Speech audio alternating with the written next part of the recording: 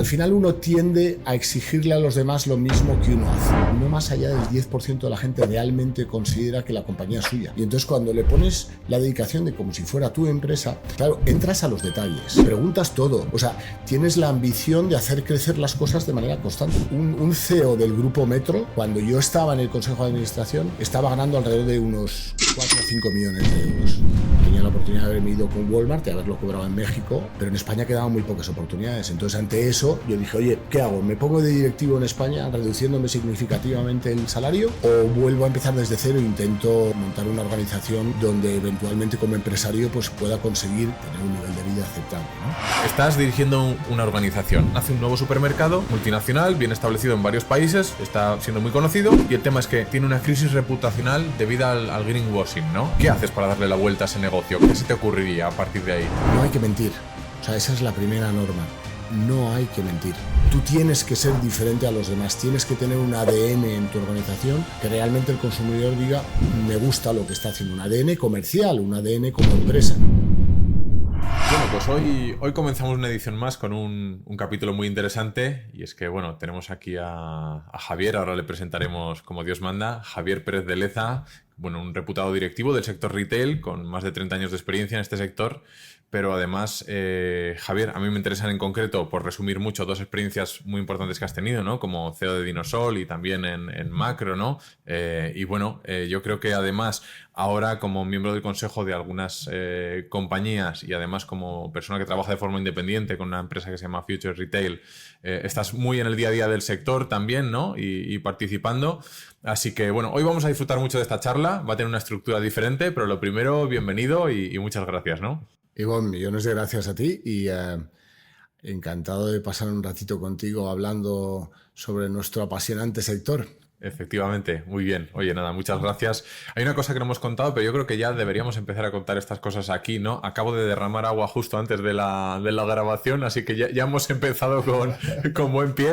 Pero bueno, oye, nada, muchas gracias de nuevo. Y bueno, por resumiros un poco cómo va a ser esta nueva estructura para estas charlas, vamos a hablar un poco primero de tu historia, ¿no? Desde que empezaste, que te ha llevado a dedicarte a este sector, pero además que te ha llevado a asumir estos puestos de director general en grandes compañías, ¿no? Que pequeños trucos, si es que los conoces, ¿no? Nos los puedes contar. Además de tu historia, conocer también algunos casos de éxito o fracaso, qué cosas te han funcionado mejor o qué cosas no repetirías, ¿no? Entender también una pregunta morbosa, que os la diremos si os quedáis en medio de la charla, que es el tema de los salarios, la horquilla salarial en la que se mueve un director general, ¿no? Y que te has podido mover tú. Y luego, situaciones hipotéticas en las que, bueno, pues casos reales que le pueden pasar a cualquiera, que yo creo que esta es la mejor parte de la charla. Invitaría a todo el mundo a aguantar hasta esta parte porque es la más interesante. Situaciones hipotéticas, ¿no? O escenarios reales que bueno, tú puedes recomendar a alguien cómo actuarías o cómo resolverías estos escenarios, ¿no? Que harías en ese lugar. Y a partir de ahí luego finalizaremos con tu recomendación a quién te gustaría ver por aquí, ¿no? Pero bueno, simplemente empezando, sí te preguntaría, bueno, te dedicas al retail durante toda tu vida. ¿Cómo ha sido esto que te ha llevado a esto? O si hay alguna conexión con cómo eras tú ya desde un inicio en tus estudios, en tu infancia. O qué es lo que te ha llevado, ¿no? Aquí. Bueno, o sea, te pones o sea, cuando me pongo a pensar por qué me acabo gustando tanto el retail, es cierto que en mi juventud, cuando estaba en la carrera y teníamos la obligación de intentar ganar algo de dinero porque la paga de nuestros padres no nos daba como para poder disfrutar todo lo que queríamos disfrutar. En ese momento yo vivía en Villafranca del Castillo y había un supermercado que abastecía a casi todo el mundo y me llevaba especialmente bien con la familia Martín, que eran los dueños del supermercado. Y entonces cuando les comenté que necesitaba ganar dinero, me pusieron al frente del departamento de la sección de frutas y verduras. Entonces yo ya con 17, 18 años, pues vendía frutas y verduras. Bueno, también me ponía al frente de las cajas cuando era necesario y me iba sacando mi dinero los fines de semana para... Luego, en tercero de ICADE, que fue cuando empecé a trabajar, empecé en el mundo de las gasolineras, que algo tenía que ver porque todo el tema de las tiendas, de las gasolineras también están muy conectadas con el mundo del retail, ¿no? Pero digamos, mi primer momento, y casi ha sido como un poco la espina dorsal de mi trabajo, fue empezar a trabajar con macro justo cuando terminé quinto de carrera de ICADE. ¿Y cómo fue aquello? Pues la verdad es que el 80% de mis compañeros estaban interesados en trabajar para el mundo de la auditoría o de las consultoras, véase Ernst & Young o Sí. PricewaterhouseCoopers. Y yo la verdad es que a mí todo aquello me daba bastante pereza, ¿no? ¿Por qué? O sea, Pues porque me parecían como, digamos, muy encasillados, Vale. muy dedicados. Y eso que yo venía siendo financiero, ¿eh? O sea, porque mi background originalmente era financiero. Entonces, a mí me apetecía salirme un poco más oye, voy a intentar. Y justo en ese momento salió en el periódico adjunto al director financiero en Macro. Y como yo venía, digamos, me había dedicado durante el tiempo de las gasolineras fundamentalmente a llevar toda la contabilidad y todos los presupuestos, pues dije, voy a intentarlo, ¿no? O sea, que viste la oferta publicada en el periódico, ¿no? Lo cual, lo que dice que no es de 2 años de experiencia lo que cuenta este señor a sus espaldas, ¿no? O sea, que esto no es de ayer, ¿no? No. Bueno, yo llevo 38 años trabajando, de los cuales 25 han sido en el mundo de la distribución, Sí. y llevo los últimos 13 con los fondos, ¿no? Pero lo que te estaba contando antes de macro, cuando empecé, fíjate que entonces, muy diferente a lo que pasa hoy, pero entonces éramos muy poquitos los que veníamos de la universidad, porque en el mundo de la distribución, entonces estaba Prica o Aurrerá, o sea, hace muchísimos años, de hecho 38 años, no era muy normal que en el mundo de la distribución viniese gente licenciada, ¿no? Entonces, la verdad es que una de las cosas que hoy ya no pasa, pero que entonces yo tuve la suerte, y por qué progresé también, es porque éramos muy pocos los que íbamos de un ICADE, por ejemplo, y queríamos dedicarnos al mundo de la distribución, ¿no? Yo me acuerdo de amigos míos cuando les decía, oye, es que me voy a macro, ¿pero qué vas a ser, cajero? Digo, no, es que se puede ser directivo también. Entonces, bueno, pues hoy en día, obviamente, y especialmente con la irrupción de Amazon y compañía, pues ahora, más que economistas, los que se están incorporando hoy en día son más ingenieros, ¿no? Sí. Por el tema del tratamiento de datos. Pero en aquel momento era una ventaja. Sí. Algunos pensaban que era una locura, pero yo me encontré un lugar donde éramos muy pocos los que competíamos por crecer en puestos de trabajo. Sí. Oye, y rápidamente te internacionalizaste, ¿no? Con casos como has trabajado también en Costco y en Walmart, y o sea que rápidamente también... Bueno, mira, ese fue bueno, uno de los momentos más interesantes de mi vida profesional. Yo estaba de adjunto al director financiero de Macro y llevaba como 3 años. La verdad es que estaba contento pero vi que la posibilidad de seguir progresando, convertirme en director financiero, estaba complicado porque el director financiero lo estaba haciendo muy bien y entonces salió un anuncio en prensa de director financiero de Costco. Ajá. En España. Cuidado, no el Costco de ahora, sino el Costco que abrió entonces con un joint venture con Eroski. Uh-huh. Y abrimos por primera vez Costco en España, y creamos, habíamos empezado a comprar localizaciones para poder montarnos, pero mientras todo esto ocurría, de repente hubo un cambio a nivel de Estados Unidos en Costco, que decidieron no vamos a seguir abriendo en España. Y yo era el director financiero y teníamos 30 personas contratadas, con lo cual me tocó cerrar la oficina porque fue lo que me pidieron los americanos. Imagínate, llevamos un año, estábamos todos con una ilusión enorme. Y al final, cuando terminé de cerrar la oficina, y yo era el último que iba a entregar las llaves al americano, me dijo, oye, me ha gustado la manera en la que has hecho las cosas, quiero que te vengas de director de tienda en entrenamiento a Watford, en Londres, porque en Inglaterra sí que estaba abriendo en ese momento Costco. Entonces, imagínate, yo como director financiero dije, pues para allá voy, vamos allá. Y empecé al mes y medio, a las 3 de la mañana, como responsable de la sección de frutas y verduras en Costco de Watford. Estuve un año entero recorriéndome todas las secciones, cajas, recepción de mercancías, clientes, y ahí fue lo que... ¿Había mucha diferencia en aquel entonces entre lo que se veía en cuanto a retail en Inglaterra y lo que se podía ver en España? ¿Había una horquilla muy grande? No, o sea, lo interesante para mí fue que si hay un operador eficiente hoy en el mundo de la distribución es Costco. Ajá. Y entonces tener la oportunidad de entrenarte como director, o sea, digamos, director en información, desde abajo, aprendiendo con un toro a llevar mercancías, con un traspalé, cuando había salido de ICADE, pues fue una maravilla. Claro. ¿Y cómo fue? O sea, ¿dominabas el idioma ya al llegar allí? Bueno, yo había estudiado de jovencito, estudié en Inglaterra, mis padres me mandaron 2 años allí, entonces para mí el inglés nunca había sido un obstáculo. Vale. Bueno, entonces lo bueno es que cuando ahí me licencié, digamos, me dieron usted ya puede ser director de tienda, me ofrecieron la tienda de Liverpool de Costco, pero ahí volvió otra vez Macro y me llamó y me dijo, no, que es que estamos abriendo en Tenerife. Y Liverpool, Tenerife, Liverpool, pues me fui a Tenerife. Y ahí tuve la oportunidad de abrir una de las primeras tiendas más innovadoras de Macro en España, que a los 3 años la convertimos en la tienda, una de las tiendas más rentables de la compañía. Lo que me permitió que me ofrecieron la dirección de operaciones en Argentina, con lo cual de nuevo otro salto de jovencito y salté a Argentina. Bueno, si quieres luego seguimos hablando un poco. Bueno, pero una mentalidad muy abierta, muy predispuesta, ¿no? Al principio has iniciado diciendo, bueno, yo buscaba un camino diferente que no fuese el de trabajar para las Big Four o para las consultoras de aquel momento, ¿no? Que era un poco lo que envolvía más el glamour para los jóvenes en aquel entonces. Tú dijiste, yo me tomo mi propio camino, pero muy predispuesto a cambios, a saltos y a ponerle ganas, ¿no? O sea, yo es que tenía muy claro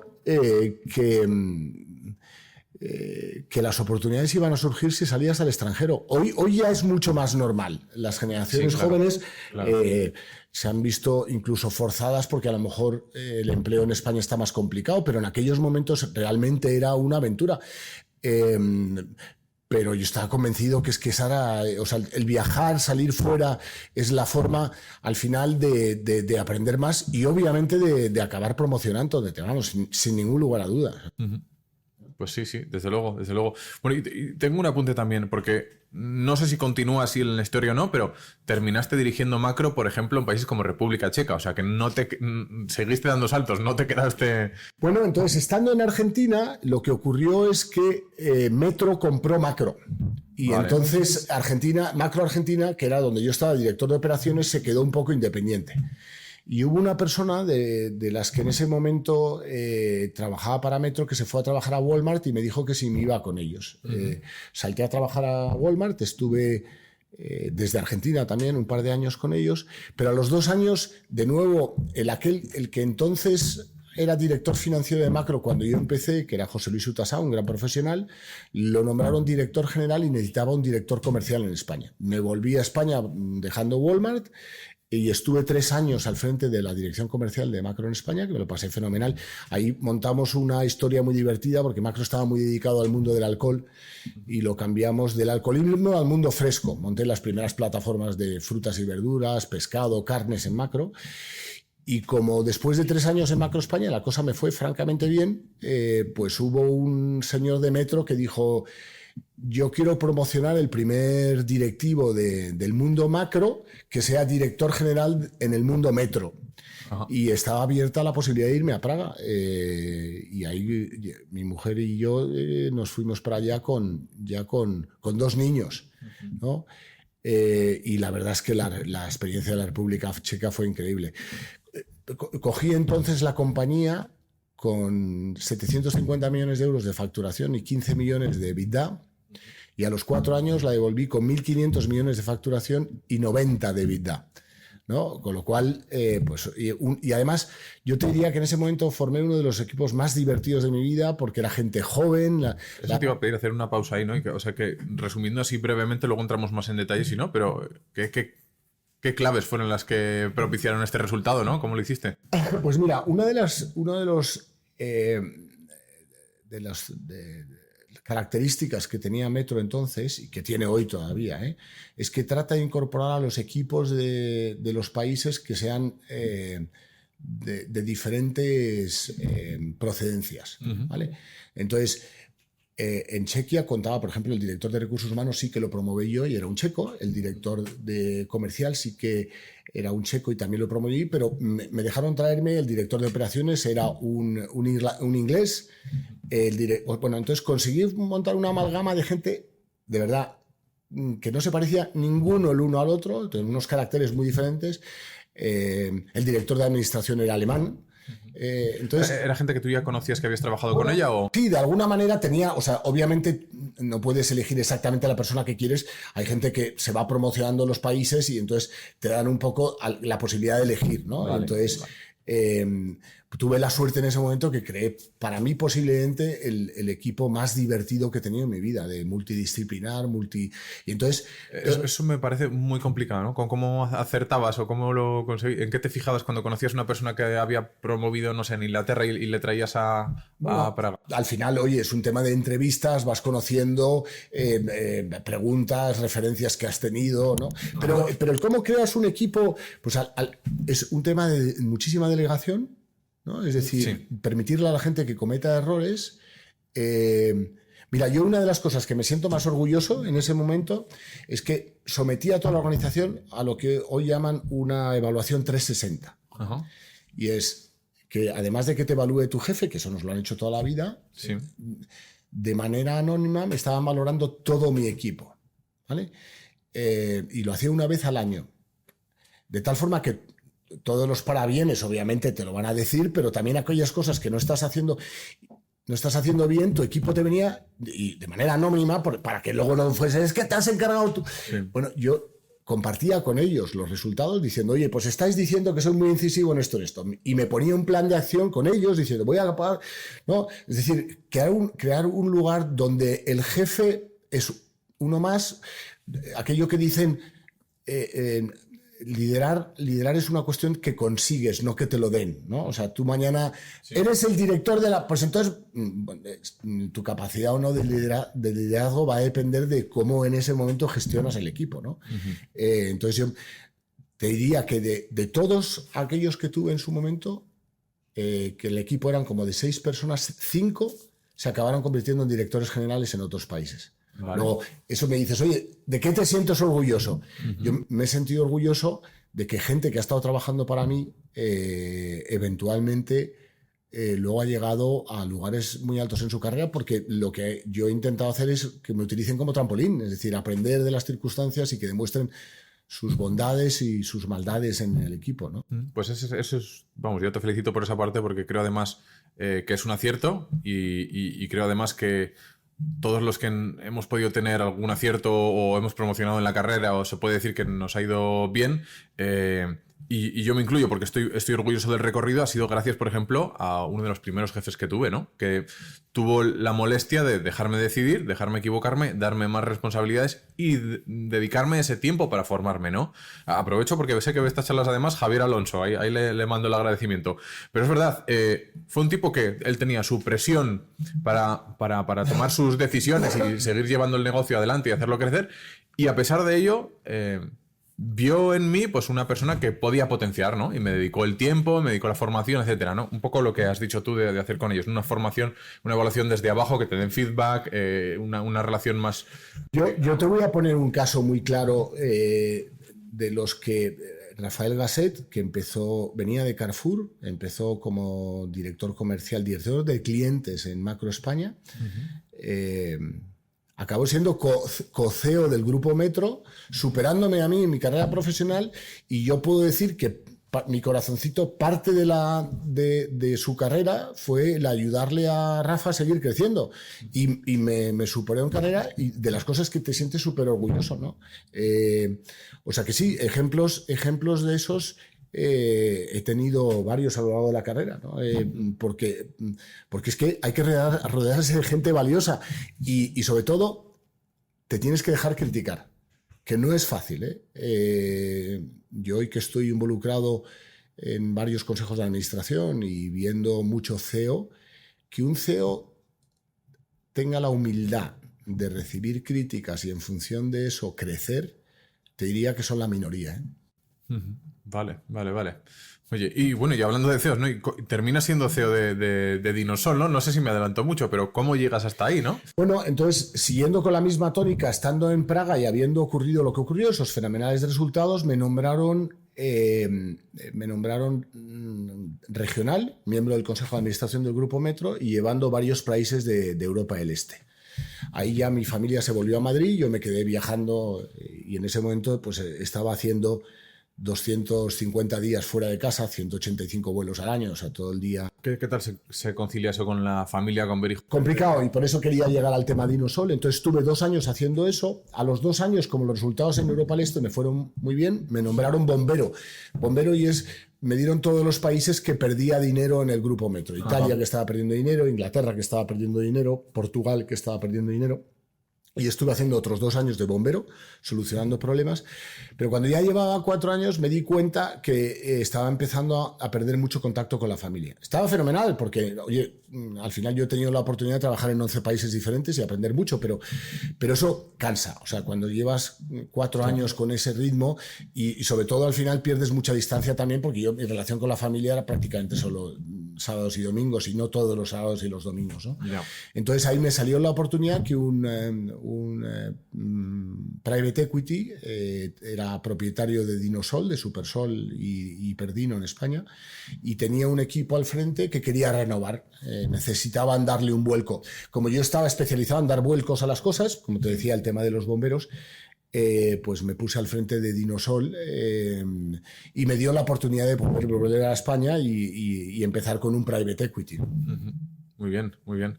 Vale. Y después de tu etapa como CEO en Dinosol, ya pues creas Future Retail, ¿no? Y además empiezas a ser consejero. Y mi pregunta es, aquí en medio, ¿qué te lleva a dar ese paso? ¿Por qué decides, oye, quiero ahora pues iniciar algún proyecto propio mío, ¿no? Ya estoy cansado de apagar fuegos ajenos, ahora quiero crear los míos, ¿no? ¿Qué te lleva a dar ese paso? Bueno, permíteme contarte también parte porque la experiencia de Dinosol es algo que luego me ha llevado a estar donde estoy hoy, ¿no? Fíjate, yo empecé en septiembre del 2009 invirtiendo $500,000 que tenía ahorrados para que el private equity me diese el 5% de la compañía, con lo cual además me convertí copropietario, ¿no? Pero es curioso que me incorporé con un director financiero nuevo y rehicimos los resultados con los que yo me incorporé, con los que yo había aportado 500.000 euros, los volvimos a rehacer a ver cómo estaban y resulta que de ganar 53 millones de euros, que es lo que decían que iban a ganar el equipo anterior, el forecast que hicimos con el nuevo director financiero era que íbamos a ganar 35 millones ese año. Eso suponía básicamente que yo había perdido mis 500.000 euros en 3 meses y que a partir de ahí la compañía, en vez de pertenecer al private equity, pasó a pertenecer a los bancos. Me pasé 3 años que empezamos con perdiendo la propiedad de Permira, pasó luego a la banca española, de la banca española pasamos a la banca inglesa y después acabamos en manos de los fondos o de los hedge funds. Todo eso fueron 3 años donde aprendí a gestionar un balance de situación porque había que sacar dinero. O sea, yo me acuerdo que la gente me decía, oye Javier, qué complicado en Dinosol, pero si tú en Metro dabas las vueltas a los países y digo, sí, pero cuando tienes dinero puedes hacer turnarounds de compañías, pero nosotros, por ejemplo, había un Mercadona al lado de un Supersol o de un Hiperdino y teníamos tan pocos recursos que para poder bajar precios y competir con Mercadona había que despedir personal. O sea, es como voy a la guerra y para poder tener soldados tengo que venderle, o sea, para poder tener balas tengo que vender mis soldados, ¿no? Entonces fueron 3 años muy complicados, ¿no? Al final vendimos la compañía, escindiéndola, vendimos un 50% al grupo Máxima de Lituania y el otro 50%, la parte de Canarias, se la quedaron los hermanos Domínguez. Entonces, Supermercado Supersol fue la parte de Lituania, ¿no? Eso es. Entonces, una vez que había vendido la compañía, a mí me pasó por primera vez, obviamente, cuando Javier Puga y los hermanos Domínguez compraron Canarias, me dijeron, Javier, no te necesitamos porque me dijo Javier Puga, yo soy el que me voy a encargar de llevar. Y era la primera vez que me despedían en mi vida, no me habían despedido nunca. Entonces, yo ahí tenía la dicotomía. En cierto modo se puede decir que te habías autodespedido también, ¿no? O sea que... Es posible pero que sí. Al vender. Entonces, yo ahí tenía la dicotomía, ¿qué hago? ¿No? Es decir, vuelvo... Entonces, Walmart me volvió a llamar para irme a México, pero... mi mujer de entonces me dijo, yo no te voy a acompañar porque en la familia no queremos seguir viajando, con lo cual digo, ¿ahora qué hago? Entonces dije, bueno, pues voy a tratar de montar mi propia consultora y quedarme en España entrando en consejos de administración. Vale. Pero no fue fácil. Entonces tenía 45 años e imagínate empezar una organización desde cero, teniendo una nómina suculenta en las multinacionales, a de repente empezar de cero, ¿no?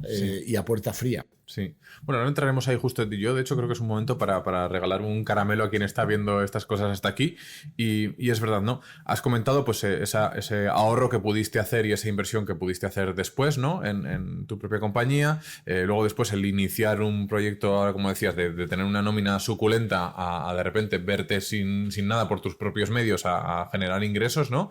Esa es una parte complicada. Y entonces mi pregunta es, en este tipo de puestos que has adquirido de director general o de mayores responsabilidades dentro de una cadena de supermercados, ¿qué horquillas salariales has podido ver en ti, en homólogos en tu posición y en aquella época también, ¿no? Pero bueno, un poco para que la gente se oriente también. Bueno, o sea, a ver, todo esto varía muchísimo en función de organizaciones y de las responsabilidades que tienes, y con eso no quiere decir que no me vaya a mojar, pero no, o sea, no existe una tabla única que puedas decir, pero sí te puedo decir, a ver, mira, la persona,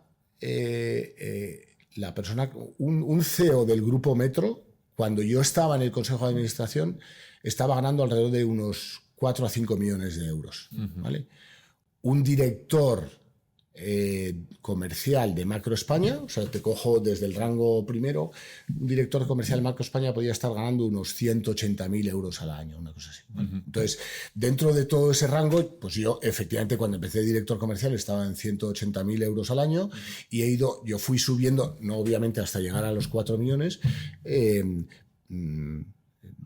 sí, pero te quedaste en una horquilla muy amable. No, hombre, yo lo puedo decir porque o sea, yo en Dinosol me acuerdo que estaba ganando aproximadamente unos 400.000 euros al año los private equity entonces pagaban muy bien. Hoy en día hay puestos disponibles de 400 o 500.000 euros en el mundo de retail en España. Difícil. Sí. Es muy complejo. Por eso, una de las razones... En general, en cualquier ámbito han bajado mucho. Claro. Entonces, por eso, una de las razones por las que yo tenía la oportunidad de irme cuando estaba cobrando ese buen salario, tenía la oportunidad de haberme ido con Walmart y haberlo cobrado en México, pero en España quedaban muy pocas oportunidades. Entonces, ante eso, yo dije, oye, ¿qué hago? ¿Me pongo de directivo en España reduciéndome significativamente el salario?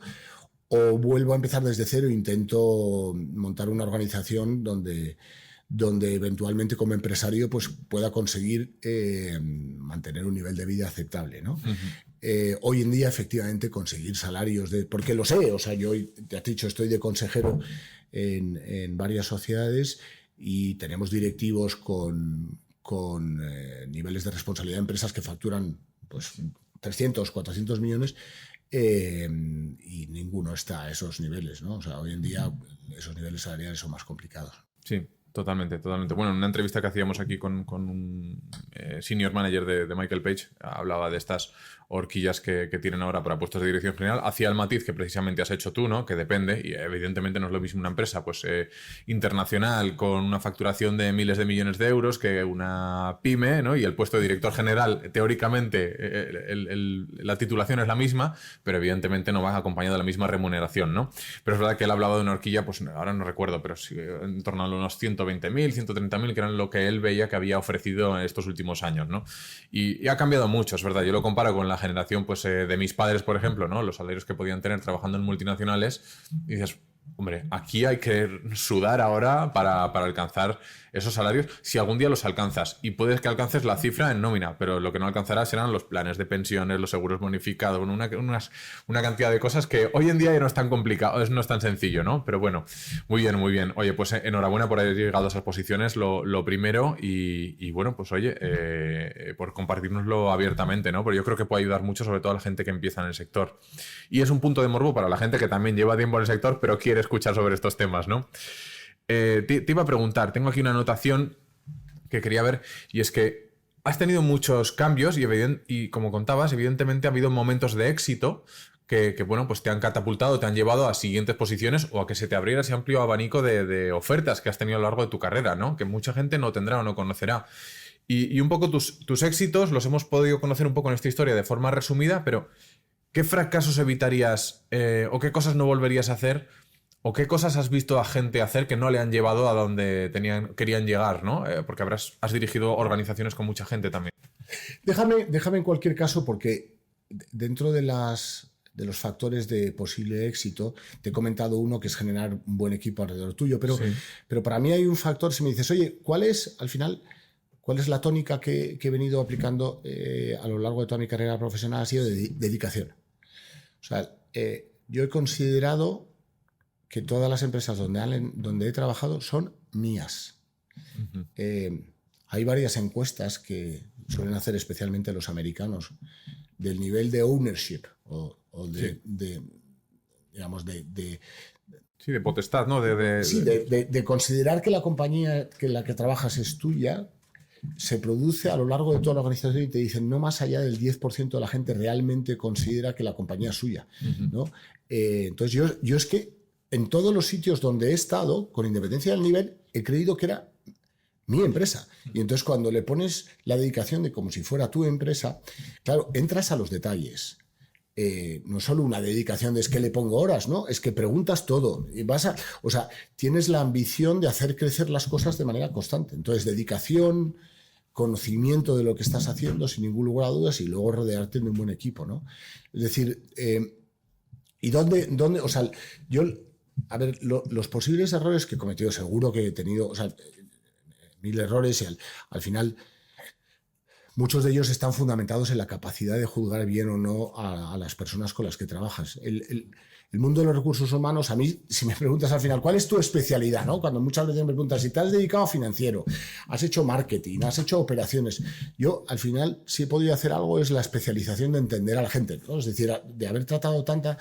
Y te digo, el mundo de los recursos humanos es una ciencia preciosa, pero donde cometes una cantidad de errores porque prejuzgas, porque ¿no? Entonces, si puedo decir al final dónde he cometido errores es que en algunos casos no he sido capaz de maximizar el valor de la gente con la que he trabajado, ¿no? Bueno, te diría que inevitables, ¿no? Probablemente hoy en día seguirías cometiendo algunos de esos errores, ¿no? Porque es imposible acertar 100%, ¿no? Cuando se trata de valor humano. En las empresas en las que estoy ahora, en los consejos, trato siempre de elegir la responsabilidad del comité de nombramientos y retribuciones, ¿no? Como consejero. Y sigo tratando de apoyar a consejeros o consejeras delegadas a contratar gente. Nos seguimos equivocando, claro que no sé, que es un mundo muy entretenido el de gestionar personas, pero un mundo complejo. Sí. Un mundo complejo. Sí, yo lo pienso y claro, yo no me he visto en la posición de dirigir una organización con 3.000 personas atrás, ¿no? Pero sí he tenido equipos de pues un número determinado de personas que han estado trabajando, ¿no? Y me he llevado grandes disgustos y grandes alegrías, ¿no? Y ha sido precisamente en si acertaba o no acertaba con la persona y sobre todo en cómo se iba a integrar dentro de la compañía. Porque al final, tener unas determinadas habilidades para una posición, tú hoy en día la pones en LinkedIn y vas a encontrar cientos de personas. Pero encontrar la persona que haga el match perfecto con tu organización es muy complicado. Y a esa persona tú trasladarle lo que le vas a pedir en el día a día también y cómo va a ser la compañía es muy complicado. A mí me parece la parte más difícil, más que extraer la información de esa persona de cómo es, qué le gusta, qué va a hacer. Al final eso en una charla te lo puede contar y luego puede ser verdad o no, ¿no? Pero eso lo extraes. Pero el trasladarle, oye, mira, en esta compañía es así, vas a tener que entenderte bien con fulanito, vas a tener que estar los días que haga falta con no sé quién, vas a trabajar de la mano de estas personas, espero que tengas buena afinidad con ellas. Me parece muy complicado adivinar que todo eso va a suceder bien, ¿no? Bueno, yo, fíjate, para mí la complicación venía, Ivonne, porque al final uno tiende a exigirle a los demás lo mismo que uno hace, ¿vale? Uh-huh. Yo continúo trabajando sábados y domingos. Me encanta trabajar. Uh-huh. Mi nivel de dedicación va... yo le pongo semanas de 70 a 80 horas. Entonces, ¿cómo? O sea, obviamente, al final, cuando tú haces eso, transmites ese nivel de exigencia a los demás, ¿no? Entonces, ¿cómo eres capaz de decir, porque tampoco le puedes pedir a la gente que tenga ese nivel de exigencia, pero sí les pides un nivel de dedicación importante? Entonces, yo no he sido una persona especialmente fácil a la hora de gestionar, porque soy muy exigente. Y entonces, ¿cómo consigues saber que la persona está maximizando su forma de ser, su carácter? Porque obviamente si alguien está dando el tope de lo suyo, sí, no deberías de ir más allá de eso, ¿no? Entonces, encontrar a la niña y decir, ¿le estás exigiendo o te está dando el máximo o no? Ese es un truco de magia y no es fácil de encontrar. No es fácil de encontrar. No, claro, yo de hecho nunca pienso en la perspectiva de que me den el máximo que me pueden dar de ellos, sino lo mejor en las horas de jornada que tienen, ¿no? Porque efectivamente uno de los errores es esperar, y yo lo comento mucho, incluso en mi vida personal, esperar que los demás hagan lo que yo haría, ¿no? O den lo que yo daría, ¿no? Y claro, yo lo que me encuentro en este sector, por ejemplo, es que hay mucha gente que está de paso, que viene de otros sectores, el día de mañana irá de otros sectores y que no le gusta tanto como a mí o como a otras personas, ¿no? Y que si el sábado ven una noticia de, no sé, ostras, van a comprar el grupo Uvesco, le da igual, no quiere que se la envíes por WhatsApp y comentes con él porque le da igual, él está haciendo un trabajo que le permite ganarse la vida y ya está, ¿no? Sin embargo, a mí me gusta, ¿no? Decir, ostras, mira lo que está pasando en el sector, vamos a ver y hablamos con fulanito y a ver de qué va este tema. Bueno, yo el error que comento muchas veces es un poco eso, ¿no? Decir, pensar que la otra persona tiene los mismos intereses que tengo yo o le va a gustar lo mismo que a mí. Pero no espero que dé el máximo en su vida privada, ¿no? Y que tenga una involucración de su vida privada hacia el negocio, sino en el tiempo en el que esté, que trabaje de la mejor manera posible, ¿no? Y aún así ahí también me he llevado grandes disgustos, ¿no? A ver, o sea, es un tema delicado, ¿eh? O sea, la conciliación... obviamente yo he ido aprendiendo también mucho a lo largo de los años y hoy soy mucho más cuidadoso en cuanto a saber cuándo una persona tiene que cortar o no. Pero no nos olvidemos que, al menos en mi caso, o sea, yo he tenido que dirigir CEOs y he tenido que dirigir directores que están cobrando mucho dinero y liderando organizaciones. Entonces, los niveles de exigencia ahí, o sea, yo tengo también gente trabajando para mí que, oye, que quiere trabajar sus 8 horas diarias, es perfectamente comprensible. Cuando estás al frente de una organización y eres un CEO, a mí un CEO que me diga, yo tengo un trabajo de 8 horas... Se te atribuyen responsabilidades totalmente diferentes. Se me hace complicado, entonces yo no tendría complicado trabajar con una persona así. Con eso no quiere decir que es que les tenga que exigir mis 70 horas, pero que cuando estás con puestos de responsabilidad, perdóname... la cosa va más allá que todo eso. Estás maximizando el valor de una persona que está al frente de una organización de 11.000 personas y liderando. Eso no es fácil, ¿no? Y entonces buscar la mejor persona para hacer eso, difícil encontrarlo a alguien que quiera hacer solo 40 horas a la semana. Entiendo. Sí, desde luego. En ese caso yo creo que estamos totalmente de acuerdo porque, bueno, al final son posiciones que llevan implícito en sus responsabilidades el dar un extra. Al final estás compitiendo con gente que lo da y estás al frente de una organización pues bueno, que tiene muchos flancos abiertos, ¿no? Entonces, bueno, estamos de acuerdo en que sí, ahí tiene que ir ese punto extra. Y oye, y con respecto a ya pasar a la sección de situaciones hipotéticas, ¿no? Y cómo te enfrentarías a ellas, ¿no? Estás dirigiendo una organización, ninguna de las mencionadas anteriormente para evitar posibles llamadas de enemigos después, pero una organización nueva, nace un nuevo supermercado multinacional, bien establecido en varios países, está liderando, siendo muy conocido, y el tema es que estás viendo que tiene una crisis reputacional debido al greenwashing, ¿no? Está potenciando todo este tema, pero luego no está aplicando nada, ¿no? Y ya es Vox Populi, conocido por todo el mundo. ¿Qué haces para darle la vuelta a ese negocio? ¿Qué se te ocurriría a partir de ahí? ¿Cómo empezarías a tomar pasos al frente de una organización así? Yo creo, fíjate, que al final... y es aplicable no solo al greenwashing, es aplicable en general a la honestidad de una organización, ¿no? Ajá. Entonces... no hay que mentir. O sea, esa es la primera norma. No hay que mentir. Entonces, si te cuentas una situación que hay greenwashing, esa organización está mintiendo. Entonces, eso hay que evitarlo, hay que limpiarlo, ¿vale? Que no haya que mentir no quiere decir que haya que decir toda la verdad inmediatamente, porque te puedes cargar una organización. Claro. O sea, tú mañana puedes encontrar un problema grave en una organización que si inmediatamente lo pones en boca de todo el mundo, puedes hacer más daño. Entonces, lo que hay que hacer es, de manera inteligente, administrar la información para conseguir solucionar el problema sin hacerle daño o el mínimo daño posible a la organización. ¿Eso quiere decir que hay que ocultar las cosas? No. Eso quiere decir que si en un momento determinado tú encuentras un cáncer, no te vas a poner a ¡tengo un cáncer! No, pues oye, te pones a trabajar en el cáncer e intentas solucionarlo lo máximo posible.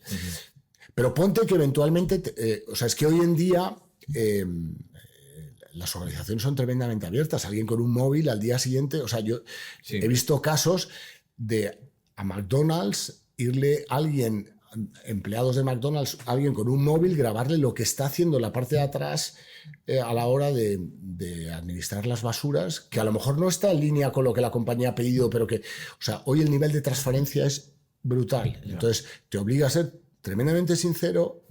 Y, o sea, yo es que creo, sinceramente, que el greenwashing es un error, o sea, porque es un cortoplacista. Te lo van a descubrir. Entonces, hay que ser sincero, honesto, y eso, intentar hacerlo lo mejor que puedas, ¿no? Pero, sin embargo, y aquí me mojo también yo, ahora hay un pensamiento moral que impera sobre todo en nuestro mundo occidental, ¿no? En el que te dicen lo que tienes que hacer porque eso es lo correcto, ¿no? Y hay mucha relación con este tema del greenwashing o el parecer sostenible, el parecer eco-friendly o todo este tipo de cosas, ¿no?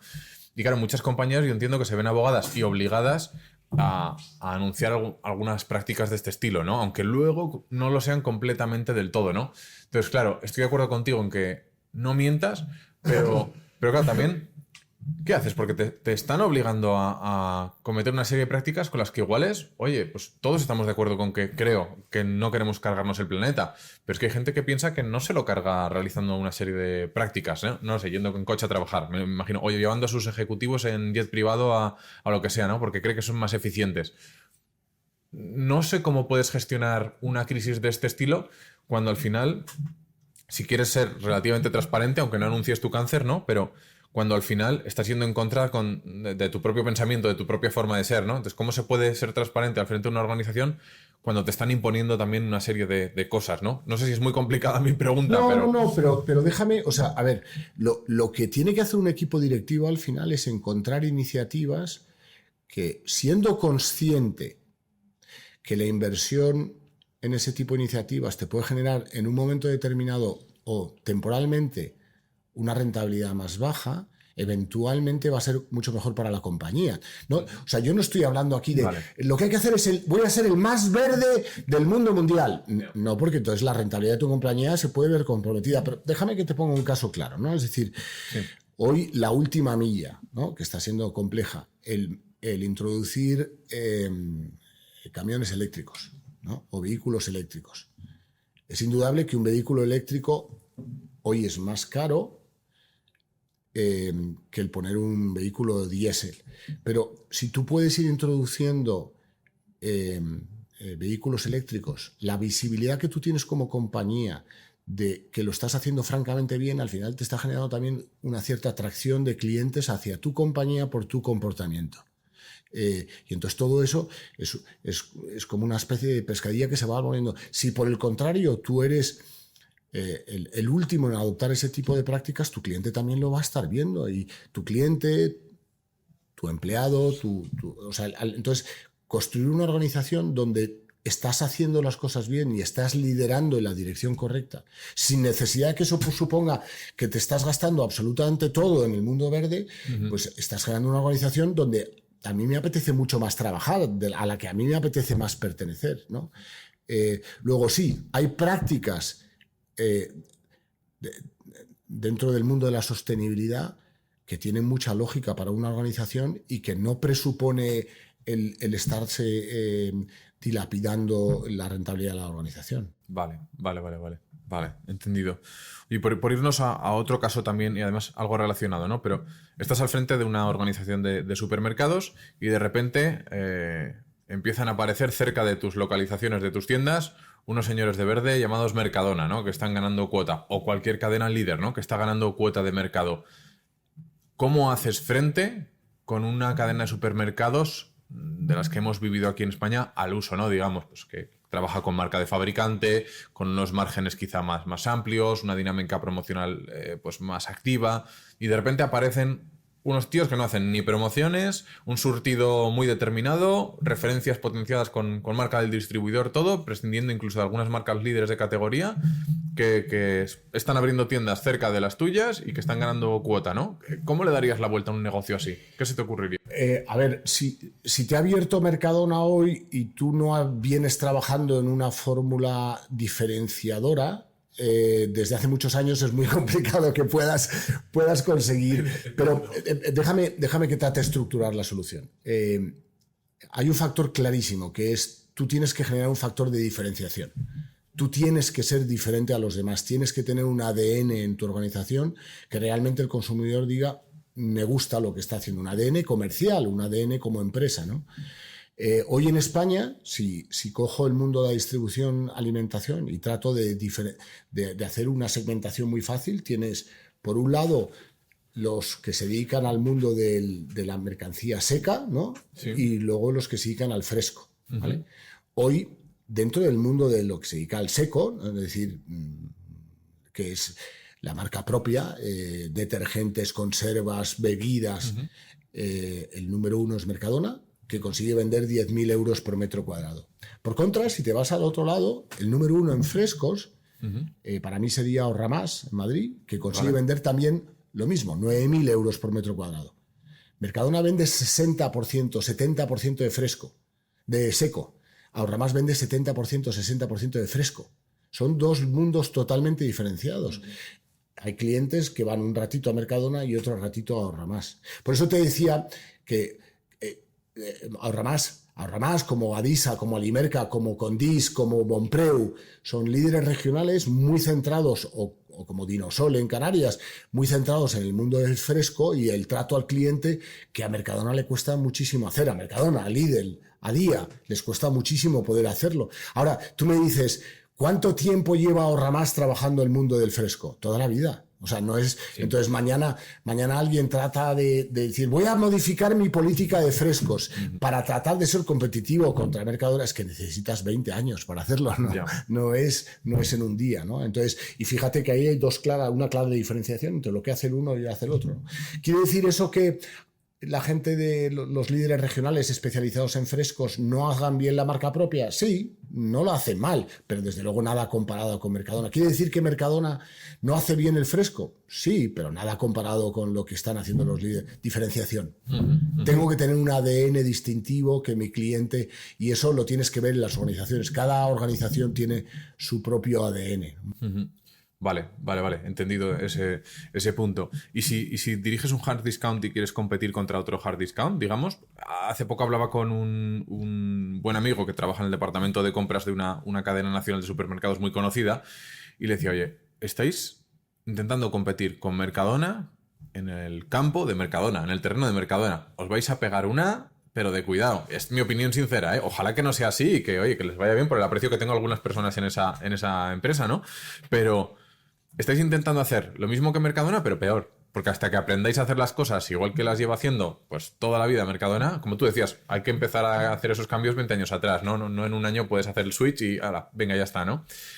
Y veía que estaban intentando hacer esto y decía, joder, yo lo veo muy delicado esto, cuidado que además es una compañía que ya tiene un histórico también, un track record no demasiado bueno, ¿no? En los últimos años.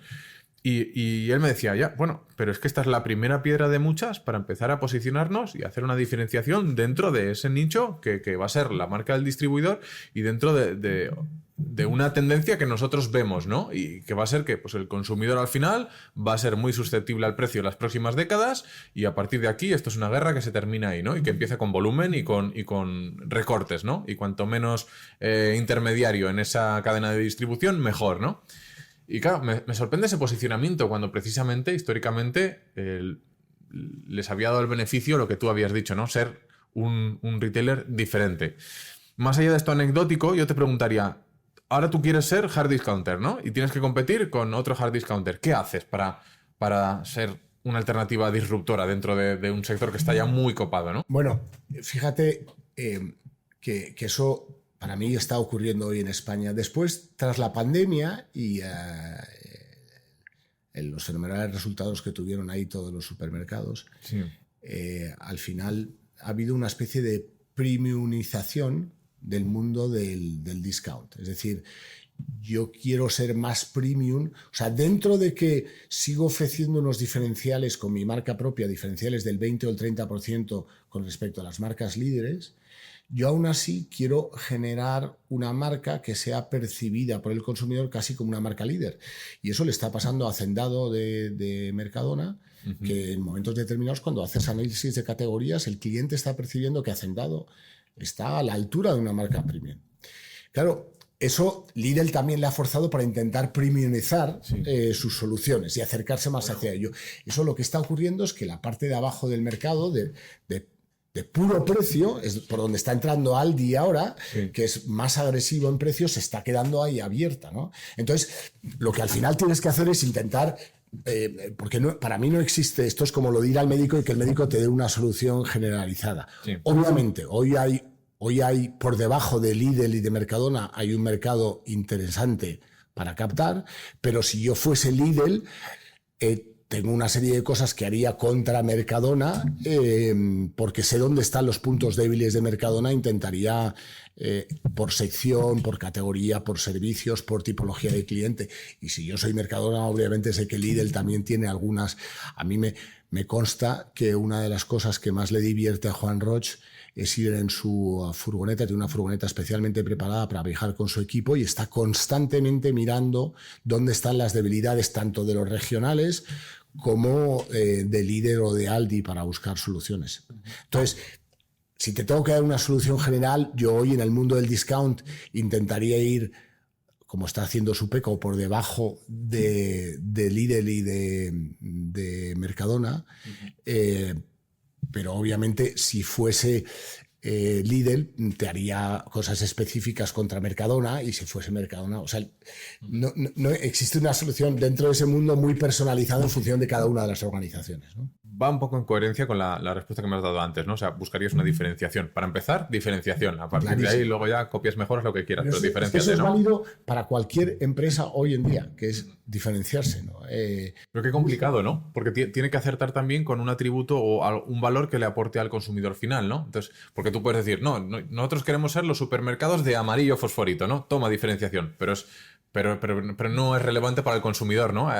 Bueno, tú, fíjate, hay un libro muy, muy bonito que es el Blue Ocean Strategy, que es ir buscando siempre lugares donde los demás no estén haciendo algo para que tú seas el primero. Cuando Apple empezó, el mundo era todo Blue Ocean. Él salió con un aparato que era claramente distintivo. Hoy, ¿dónde está la diferenciación en Apple? Lo tiene complicadísimo cada día al seguir generando. Entonces, claro, el mundo de la diferenciación es algo que hay que estar trabajando de manera constante, no solo en el mundo del retail, sino porque al final los mercados tienden a madurar, y con la maduración lo que hay es mucho más complicado diferenciarse, pero hay que seguir buscándolo.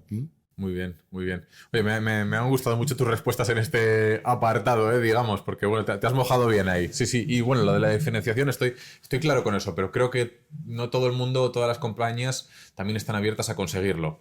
Hemos mencionado en un café que nos hemos tomado previo, ¿no? También la situación de, oye, cuando a veces un directivo se encuentra entre las presiones de quien realmente dirige esa compañía, ¿no? Y llega a impulsar un cambio y no en todos los lugares se consigue, ¿no? Hay muchos directivos que terminan saliendo de compañías así. Precisamente pueden traer ideas para conseguir una diferenciación o ir poniendo un pie en lo que va a ser el futuro, que es un poco lo que mencionábamos antes, pero tampoco se lo permiten, ¿no? Con lo cual hay compañías que no quieren ir a esa diferenciación. Con la diferenciación no vale, ¿no? A veces hay que tener también convicción y exponerlo, ¿no? También de una manera convincente, ¿no? A quién va a firmar eso o quién va a pagar esa diferenciación, ¿no? O sea que es complicado, es complicado. Ahora cuando me das la respuesta estaba pensando que... Una de las cosas, fíjate, que tocábamos en nuestro café previo, es cuando tú tienes una compañía que o pertenece a un private equity o está cotizada en bolsa, de repente te ves obligado a la necesidad de obtención de unos resultados, transparencia y resultados mucho más a corto plazo, posiblemente de una empresa familiar. Sí, totalmente. Que no es, digamos, no es tan transparente en resultados y donde a lo mejor, pues, digamos, tu necesidad de obtención de resultados a corto plazo. Entonces, ¿es factible hoy en día el tener una visión a medio y largo plazo estando en una empresa cotizada? Obviamente sí. No, es más complicado que en una empresa familiar, pero si tú trabajas exclusivamente a corto plazo a la obtención de los resultados de mañana, eso es pan para hoy y hambre para mañana, ¿no? Entonces, ese equilibrio de un directivo que es capaz de convencer al consejo de administración o a sus accionistas de que tiene que seguir teniendo una inversión a medio y largo plazo donde, ¿no? Hablábamos del tema de la digitalización de las empresas del mundo del retail, sí. ¿no? Walmart estuvo... Fíjate, estamos hablando del líder del mundo, número 1 del mundo, cuando sí. Amazon empezó a atacarle de verdad en Estados Unidos. Estuvo durante 4 o 5 años con unos ingresos muy inferiores por acción a lo que estaban normalmente. Y no paraban de decir, señores, el mundo de la digitalización es un desierto. Hasta que llegue al oasis, me voy a pasar bastante tiempo invirtiendo. Y en un primer momento los accionistas no les apoyaron, pero en cuanto empezaron a ver que Walmart estaba empezando a copiar en muchas cosas a Amazon y estaba obteniendo resultados, automáticamente sus acciones volvieron a subir.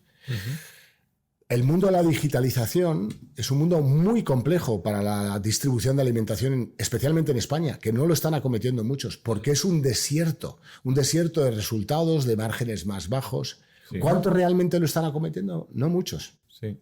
No, y porque hasta ahora es una realidad que representa un porcentaje muy bajo de sus ventas, ¿no? Y efectivamente hay gente que mira el corto plazo solamente, ¿no? ¿Cuánto me representa esto hoy en día, no? ¿Qué árbol hay detrás del bosque, no? O sea, ¿qué bosque hay detrás del árbol, no? Pero es que además ese mundo es posible que requiera el 50% de tus inversiones nuevas, sabiendo que a lo mejor no pasa, como tú bien has dicho, del 2 o el 3% de tu facturación y que encima esa facturación no es rentable. Entonces, ¿quién en un consejo de administración dice, no, el año que viene, en vez de dedicar el 50% de mi presupuesto nuevo a abrir tiendas, lo voy a dedicar a digitalizarme para crecer nada más que un poquito en el mundo digital y encima con baja rentabilidad? Pues chicos, eso es el futuro. Pues sí, pues esa es la situación compleja que se da en algunas compañías del sector. Oye, y por ir terminando, ¿no? Me gustaría pedirte y también darte la ocasión de dar un consejo a las personas que empiezan en el sector, ¿no? Una persona que empieza en el sector y que su objetivo es prosperar en este sector retail, ¿no? Y aquí te lo dejo muy abierto. ¿Qué consejo le darías en base a tu experiencia? ¿O qué consejos? Yo, a lo mejor suena un poco obvio, ¿no? Pero hay cosas que a veces la solución obvia es la... Yo sigo diciendo que el tema de la dedicación es fundamental. O sea, ¿vale? La empresa tienes que tomártela como si fuese tuya. Pero claro, eso es muy complicado. Decir, oye, ya, porque tienes que encontrar el puesto de trabajo que realmente... O sea, esto no es una cuestión, como te decía al principio, lo que se llevaba cuando yo salía de la carrera era ser auditor y no irme a macro. En mi currículum quedaba fenomenal haber estado en Deloitte y no en ese momento en macro, ¿no? Entonces tienes que buscar el lugar donde te cuentes a gusto. Y una vez que has encontrado el lugar donde te cuentes a gusto, hazlo como si fuese tuya la empresa. Y entonces tendrás éxito. Trata de nuevo de diferenciarte, que no seas uno más del grupo y aporta valor, arriesga, intenta cosas nuevas. Todo eso lo tienes que hacer obviamente en un lugar donde te sientas a gusto, porque que te diga mucha dedicación, arriésgate y estás en una empresa donde tienes un jefe que te está parando constantemente las cosas que quieres hacer, pues chico, cambia de empresa. Sí. ¿No? Sí. Pero lo que te estoy contando aparece en todos los libros de gestión y es dedicación, riesgo, trabaja donde quieras, donde te apetezca, siguen siendo las recetas del éxito. Qué bueno, pues muy buen apunte y estoy totalmente de acuerdo. Sobre todo, de nuevo, diferenciación, aunque sea de tu marca personal, profesional, como quieras llamarlo, y luego hazlo donde estés a gusto, donde sientas la camiseta, que tú hablabas antes de implicación y le estábamos dando un matiz muy, muy relacionado con el número de horas que le dedicas a un negocio, pero también está con el número con las acciones que tomas sobre ese negocio, ¿no? Porque verdaderamente te preocupa, te implicas de verdad, ¿no? Y cuando la camiseta que llevas puesta es la camiseta que quieres sudar, eso sale solo. Y que el sábado pase cualquier cosa, pues es que igual te apetece, no quieres quedarte sin saber cuál es la solución que se aplica ahí, ¿no? Entonces, bueno, depende un poco de cada uno, pero esos consejos me parecen muy, muy válidos. Por lo menos yo me los aplico, me los aplicaré. Así que muy bien. Oye, y para terminar, en estas charlas, ¿a quién te gustaría ver más adelante en una de estas charlas? Bueno, yo antes de darte eso, quería darte las gracias, Simón, porque me lo he pasado francamente bien. Llevo contigo hablando 2 horas y de verdad recomiendo a la gente que siga tus vídeos porque van a ser de los que van a ser conocidos en nuestro sector a futuro, seguro, por las ganas que le pones y el cómo conoces esto. O sea que muchas gracias. Antes de despedirme, déjame que te dé las gracias y que recomiende a la gente que siga viendo tus vídeos. Y a mí hay una persona con la que llevo muchos años trabajando en este sector y lo conoce francamente bien desde otra visión, pero francamente bien, que es Julio Audicana Arcas, que es, ¿San Telmo? Es el codirector de San Telmo, que lleva toda la vida en San Telmo. Te decía desde otro punto de vista porque es profesor, sí. Pero es un profesor que se arriesga, que intenta. Yo he construido con él un par de casos y hemos dado clases juntos. Y es una de las personas que más sabe de esto y que además lo sabe explicar muy bien. Luego, esa sería mi recomendación. Muy bien. Mi amigo Julio Audicana Arcas. Por mi parte, siempre que él quiera pueda, bienvenidísimo, por supuesto que sí. Será un honor charlar con él. Así que muy bien. Oye, Javier, muchísimas gracias y nada, ha sido un placer. Muchas gracias a ti. Gracias.